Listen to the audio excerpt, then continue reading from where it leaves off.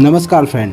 15 अगस्त 1947 वह दिन था जिस दिन भारत 200 साल बाद अंग्रेजी हुकूमत से आज़ाद हुआ था और इस दिन को लोगों के द्वारा बहुत ही उत्साह के साथ मनाया गया था। इस दिन पूरा भारत एक जश्न के माहौल में डूबा हुआ था क्योंकि देश आज़ाद हो चुका था। देश का अब अपना एक संविधान होगा। देश में व्यक्ति अब अपने अधिकारों के साथ अपना जीवन जी सकेंगे। और भी कई सारी सुविधाएं थी जो पहले नहीं मिल पाती थी, वो भी अब मिलने लगेगी। लेकिन फ्रेंड, अब देश आज़ाद हो चुका था, इसलिए देश को चलाने के लिए यानी देश का नेतृत्व करने के लिए एक लीडर की आवश्यकता थी।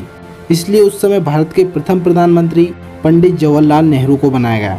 लेकिन दोस्तों, अब सवाल तो यहाँ उठता है कि उस समय के महान व्यक्ति या यूँ कहें कि इस पूरी जर्नी को लीड करने वाले व्यक्ति महात्मा गांधी को क्यों प्रधानमंत्री नहीं बनाया गया।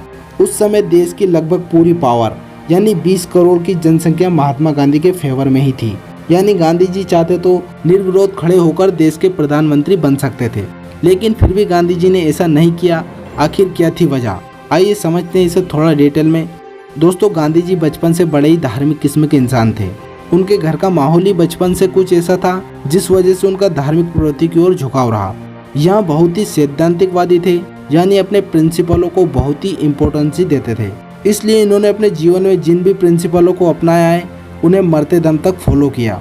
इनका अपने सिद्धांतों पर इस तरह अड़िग रहना बहुत से लोगों को पसंद नहीं था, क्योंकि इनके सिद्धांत बहुत ही स्ट्रिक्ट थे जिन्हें हर कोई इंसान अपने जीवन में इतनी आसानी से अप्लाई भी नहीं कर सकता है। और इनके जो भी सिद्धांत थे ये सब इनके द्वारा किए गए आंदोलन में देखा जा सकता है। कई बार गांधी जी को लगता था कि इनके द्वारा चलाए गए आंदोलन में इनके प्रिंसिपलों को तोड़ा गया है। इसी वजह से इन्होंने कई आंदोलनों को स्थगित भी किया। इसका एक अच्छा सा उदाहरण असहयोग आंदोलन में देखा जा सकता है। इसका नेतृत्व गांधी जी के द्वारा किया गया, जिसमें लगभग पूरा देश एकजुट हो चुका था। 1857 की क्रांति के बाद यहाँ एक ऐसा आंदोलन था जो पूरे भारत में फैला और व्यापक रूप से चल रहा था। लेकिन दोस्तों, हर आंदोलन की तरह ही इसे भी अंग्रेजों ने पूरी तरह से रोकना चाहा, लेकिन ऐसा नहीं हुआ और गुस्साए भीड़ ने आक्रोश में आकर थाने को आग लगा दी, जिसमें 23 पुलिसकर्मियों की जलकर मौत हो गई। यहाँ सब गांधी जी के प्रिंसिपलों के विरुद्ध था, इसलिए उन्होंने इस आंदोलन को वापस ले लिया। दोस्तों, गांधी जी अहिंसावादी व्यक्ति थे। उनका मानना था कि यदि कोई आपके गाल पर एक थप्पड़ मारे तो उसके आगे दूसरा भी कर दीजिए। लेकिन जैसा कि आज बहुत से लोग इस बात से सहमत नहीं हैं, वैसे ही पहले भी कुछ लोग इस बात से सहमत नहीं थे और वे गांधी जी का विरोध करते थे। इसलिए उस समय दो दलों का निर्माण हुआ, नरम दल और गरम दल, जिनमें गांधी जी नरम दल के नेता थे। अब दोस्तों, ऐसा नहीं था कि ये दोनों अलग अलग दल के नेता थे तो ये एक दूसरे के दुश्मन थे, बस इनकी विचारधाराएं अलग अलग थी। लेकिन गांधी जी की लगभग सभी लोग रिस्पेक्ट और सम्मान करते थे। लेकिन दोस्तों, सवाल यहीं आकर अटकता है कि जब गांधी जी के पास इन सभी लोगों को सपोर्ट था, यहाँ तक कि उनकी कई बातों को किसी के द्वारा टाला भी नहीं जाता था, फिर चाहे इंडिया के पॉलिटिकल लीडर भीमराव अंबेडकर ही क्यों ना हो, क्योंकि अंबेडकर कांग्रेस से नफरत करते थे, फिर भी वह गांधी जी की बातों को मानते थे। अब यहाँ देखकर एक अंदाजा तो लगाया जा सकता है कि गांधी जी को पीएम बनने से केवल एक शख्स ही रोक सकता था, और वो है स्वयं गांधी जी। लेकिन इसके अलावा भी कुछ और फैक्टर्स बताए जाते हैं गांधी जी के पीएम न बनने का, तो आइए इन्हें भी देखते हैं। दोस्तों, सेकेंड वर्ल्ड वॉर के बाद यह तय हो गया था कि अब अंग्रेज भारत में ज़्यादा दिनों तक टिकने वाले नहीं हैं।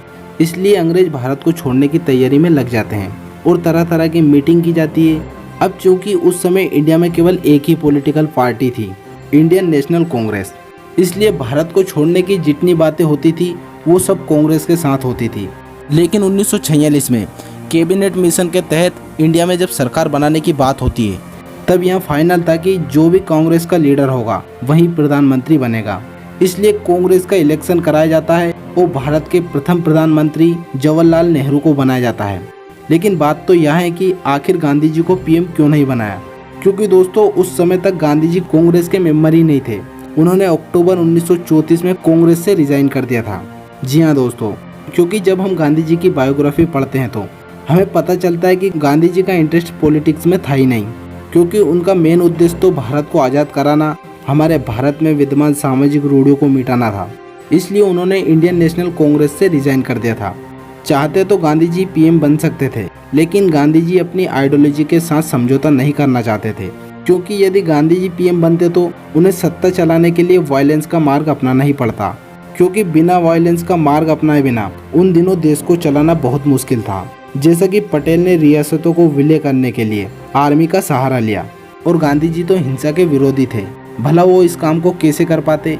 इसलिए उन्होंने पीएम की दावेदारी से खुद को दूर रखना ही ठीक समझा। गांधी जी का पीएम न बनने का एज भी एक बड़ा फैक्टर था, क्योंकि उस समय गांधी जी की एज लगभग 78 साल की थी। साथ ही जीवन में कठोर डाइटरी प्रैक्टिस करने और स्ट्रिक्ट फास्ट फॉलो करने की वजह से गांधी जी का शरीर काफ़ी कमज़ोर पड़ गया था। इसलिए उन्होंने खुद को पीएम पद के लिए सही उम्मीदवार नहीं समझा, क्योंकि उस समय भारत को नई नई आज़ादी मिली थी। इसलिए पीएम के उम्मीदवार के लिए ऐसे शख्स की ज़रूरत थी जो पूरे भारत को लीड कर सके। यानी गांधी जी का मानना था कि लीडर ऐसा होना चाहिए जो यंग और विजनरी हो, जो भारत को एक नया मोड़ दे सके। इसलिए उन्होंने खुद को छोड़ वल्लभ भाई पटेल को भी इस पद के लिए आगे नहीं आने दिया। वो भारत के प्रथम प्रधानमंत्री पंडित जवाहरलाल नेहरू को बनाया गया, क्योंकि उस समय नेहरू जी यंग लीडर थे। साथ ही उनकी पर्सनैलिटी और कम्युनिकेशन स्किल अट्रैक्टिव था, जिससे हर कोई प्रभावित हो जाता था। इसलिए उन्हें पीएम पद के लिए नेहरू जी ही बेस्ट लीडर लगे। दोस्तों, यही रीज़न था इसलिए पटेल को पीएम नहीं बनाया गया। एक और रीज़न है जिसकी वजह से गांधी जी इंडिया के हेड नहीं बन सके, और वो है भारत का बंटवारा। गांधी जी नहीं चाहते थे कि इंडिया का बंटवारा हो, वे इसके कभी भी फेवर में नहीं थे। यहाँ तक कि उन्होंने जिन्ना को पीएम बनाने की बात तक कह दी थी, लेकिन जिन्ना नहीं माना और इंडिया के दो टुकड़े हो गए, इंडिया और पाकिस्तान। इसी बंटवारे के साथ गांधी जी का सपना भी टूट गया।